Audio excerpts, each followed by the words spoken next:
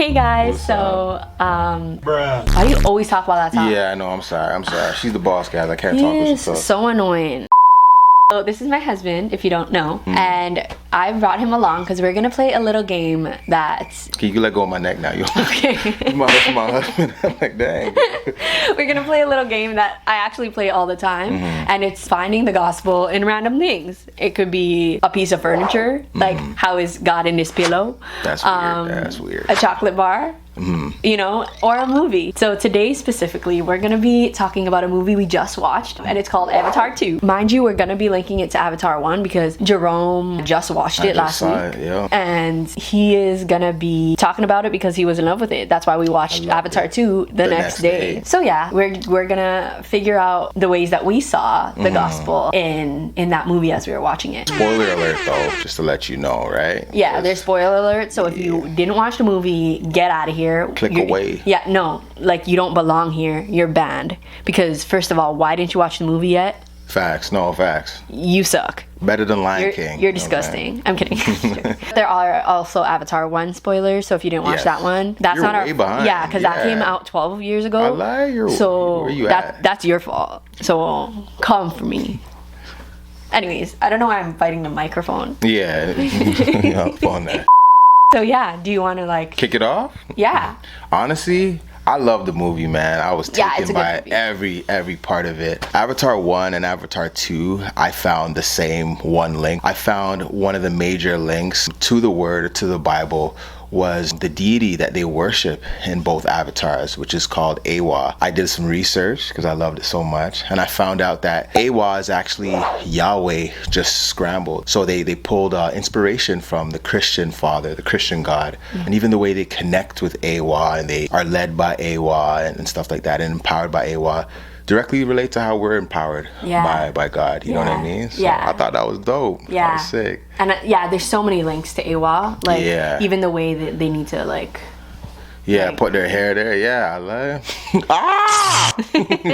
love the way they need to connect and like have a direct that was funny, but that hurt. Should I do your nose hairs?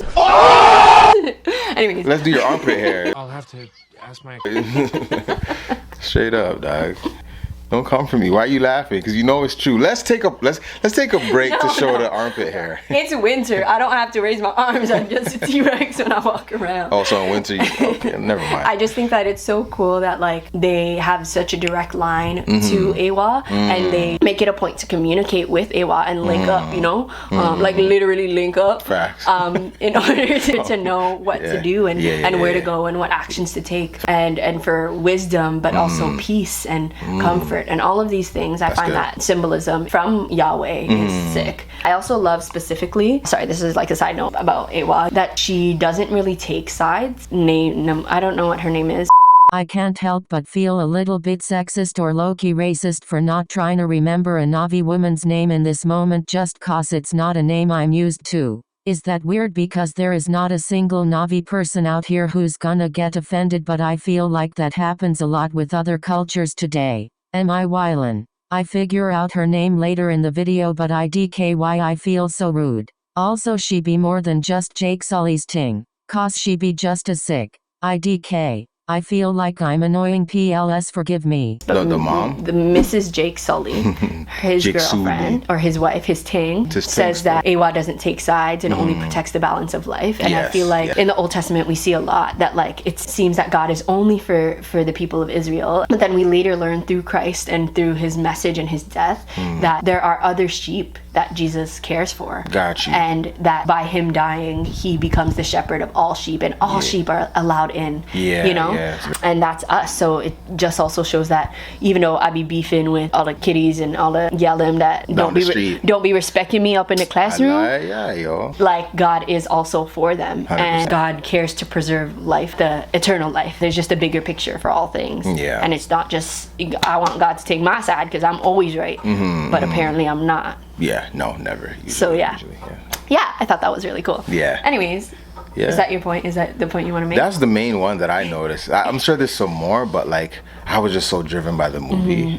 You're also telling me about your point with Jake Sully. Yeah. Jake Sully. Yeah, I rate him. Like honestly, I think the way his character in the beginning of the first movie, he was very indifferent to, I guess, the people of like the Na'vi people and to Pandora. He was just like whatever until he experienced Eywa and experienced the way of the Na'vi people, and I guess Eywa's I guess what the community the community yeah, the community and the people. Exactly. He just fell in love with Eywa and eventually became non-indifferent. He cared and identified with the Na'vi people. And I think that just directly relates to Christianity and how when we experience God, it changes us as well. We begin to side with God. Exactly. When we experience the church as well. Yes. And start to like recognize creation as God's creation. Yes. The same way like Pandora was so amazing. Exactly. It began to matter, it seemed. Things begin to matter. When we experience God. 100%. This is a side note. cool. I just have to mention it. Jake Sully's manhood is dope. I just wanted to say that. I think he's a good cool. man. He's a good man for sure. I did want to, just as we're on Amazon. Jerome. Okay, we've talked about this movie for maybe like 4 and I keep weeks. calling it Amazon. Amazon. That's weird. Jeff Bezos looking. We're linking this to Avatar 1, but also Avatar 2. Yes. And it's this theme of sin, which is apparent in both of the movies, of just this need for power. And I remember watching both of them and thinking, wow, like this is exactly how human beings are. And the Bible Project actually does a video on this about, and it's called Justice. It's titled Justice.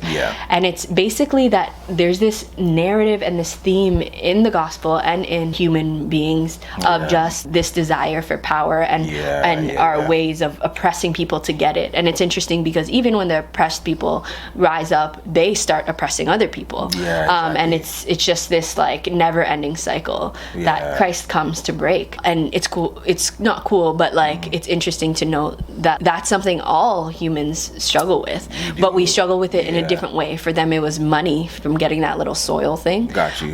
But we struggle in power of wanting to be better than other people, wanting to be more knowledgeable, wanting to be more powerful, essentially wanting to be God, which is what Adam and Eve wanted. And that was their sin. Exactly. I feel like that theme of power is so biblical and relevant to all of us. It is. You know? It is. I know they always say, what's that quote that they always say about like, how evil a person is when they have power? How they handle their power. How they handle their power. And which was pretty crazy. Like seeing the way the antagonists handle power there. You know what I mean? They truly like we're so anti-Christ, like so not like Christ, so selfish like, and just like lacked so much compassion for the families, for their homes, for things that really mattered. And it's so crazy how we justify so many things for our sin. Such a good point. They did exactly that. And I actually found that like the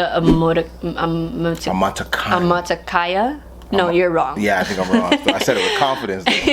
I felt that they really symbolized the heart of God and like the heart of Christ. Obviously, not always perfect though. Not all of them. We see that with like the guy who was like competing with Jake Sully. True. That guy, he was not having it. He was real jealous. Yeah, fact. Jake Sully's gonna take you. You had nothing on Jake. You had nothing on him.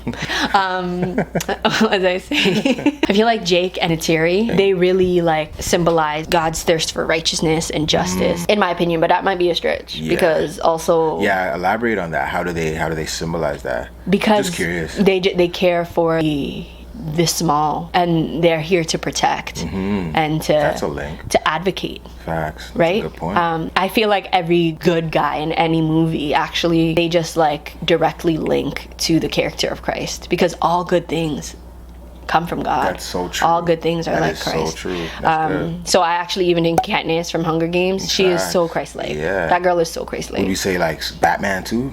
That's my guy. Batman is weird. And I actually don't like. I'm gonna have to leave this video real quick. That's also, my guy. I actually don't know. I don't know Batman. You don't watch. Maybe we'll watch it and then we'll see. We'll do a review on that. Now, actually, if we go into specifically Avatar 2, I took some notes while I was watching a movie. I found that Race's daughter, Kiri. Kiri. I love her. Yeah, she's cool. She was a little weird in the beginning. Yeah, sassy little thing. We like her though. Yeah. I found it so cool, like her relationship with Eywa. She was so close to her. Yeah. And now we see how Eywa is so much like Yahweh. Yeah. But she's literally so close that she hears her heartbeat. She feels her and almost participates in. Yeah, and she's invited to participate in the creation that Eywa has around them. And it's so cool because we later see that she's kind of directly linked to being a child of Eywa. She's the daughter of Eywa. Yeah, as we are children of God as well, we feel him. Yes. We are so close to him in ways we can't explain, in ways that are weird to people, like it was weird to everybody else, where we feel held by him and comforted, and we feel him in the room, and we start weeping at a sign of his presence. I think it's cool because as his children, also when we walk with him, we are also invited to participate in his creation and bringing about victory. And actually in the end we see that she is directly like a part of bringing upon victory for them, for Jake, Sully, and his family. She's the one, actually. That's so even though people are gonna think we're weird and people are gonna judge us, in the end we take part and we experience our God, and we take part in the victory that he's gonna bring as well, just like she did, which is really cool, which is amazing. I really, that's crazy, love her. Love her for that. I don't know what the whale's name is, and we googled it and we can't find it. I know what the species are called. Ikran. You know the Ikran that lost his fin and he was an outcast. I thought it was so cool that in the end, in that narrative, that black sheep, that outcast, was the one used to help bring upon victory for the Sullys, for the Navi against the Sky people. Because we see that in the narrative, in the whole biblical arc of God using characters in the Bible who are like the black sheep, the one that you wouldn't normally the one you wouldn't normally choose, the one who everyone looks down on, like David, who is the smallest of his brothers. That's just God's character, where he delights in choosing the low, all to make sure that we see that this is God's glory. I just thought it was so cool that even him as the outcast, he had a story. Mind you, I didn't really get his story. That story is a little confusing. We are a little bit confused about why. Did he kill a Navi, guys? Or I think we fell asleep at his point or something. But we don't know why he's actually outcast. Somebody let us know. I think it's just because he has one fin. They're just like, I don't like this guy. No, I think he did something. He did something, man. He was outcast for his sin, and then Eywa was like, your sin, we could still use you. Fact. Broken crayon, still color. That is a saying. Actually, that's a good saying. Let me dab you up for that. That's not bad. I'll give her that one. But I just think that's so cool that like in the end he comes through and he's still useful. He still matters, and he's just such an important part of the victory. And I think with us, we're sinners. Oftentimes we feel like the black sheep, or we feel like we don't matter. We feel like we can't be used, and then God uses us. Because he's a good God. That's crazy. So I love that whale. I really do love that whale. I would never connect with something coming out of that whale's throat. Bruh. That's crazy. The man had to go in his throat to connect. Like that. Also, this is also thematic. Jonah in the whale of the, kind of a stretch, but stretch. Doesn't really matter. Has no depth, but still. Are you saying you're Jonah? What's that kid's name? There's actually something I was thinking too, not a connection, but like I just think it's so cool how I was so moved by the movie, and I'm thinking like I must have been that moved by the movie because it relates so much to something I connect with, which is the Bible. The story of the Bible is so beautiful. God's way is so beautiful. You know what I mean? Like, why am I so in love with this Avatar movie with a whole bunch of blue mandem? You know what I'm saying? But because it's so directly related to like, you know what I'm trying to get at? Like, I guess like the story of oppression and evil and love winning. Exactly. I think the world is kind of in love with that. Of course. In love with the gospel without even knowing it. We love a good ending. We all. And the gospel is great news, and it's honestly too good to be true, but it is true, which is crazy. Just to add to that point, this isn't necessarily biblical, but we just do love this movie because it's also so relatable to things that we see today. Like this story is so closely related to like the indigenous and their land being taken, and the kindness of them letting people in and them being taken advantage of, and that injustice. And of course we still are so heartbroken at the thought that they haven't necessarily had their full vindication yet. They really haven't. They really have not. And so that's something to pray for. But I think this story and the story of the gospel in general is a story we're yearning for the oppressed to be vindicated, and for all people to matter. I would even venture to say that like Jake Sully was kind of almost dealing with his guilt as once kind of identifying with the oppressors, and then now realizing, no, I shouldn't even have taken part in that. Even though he was semi-indifferent, he still was somewhat identified with them at first. Of course, You know kind of like the colonizers. Exactly, But anyways, none of this is biblical, but it's, just a little side note there. It is something that still does matter, and I think matters to the heart of God. I think so too.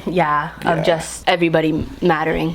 For sure. I agree. One last point, and like one of my favorite points is this, and this is as a person who has a child, and it's that like there's this theme of like the water and how the water gives and takes away. Where's that from? Father, you give and take away every joy and everything. Anyways. I think I know that. You don't know that song? I think so. It's not a little familiar. Okay. I think you're just singing it off key, so I couldn't really... I don't even really remember what they were saying, but how you borrow the from energy you take that you have for life. It's borrowed, and essentially it goes back. And like honestly, if you did not cry when that boy died, I was like there, like I could not hold it together, especially because Kiri is so emotional and so real and raw about her emotions. And it was just so like heartbreaking to see. But as they like came to accepting the idea that their child is not theirs, or the energy, I don't know if this is a stretch, but I think it I'll let you finish. Relates. My child, his name's Levi, is not mine, and he doesn't belong to me, and one day he's gonna go back to God, or whichever he chooses in terms of his faith.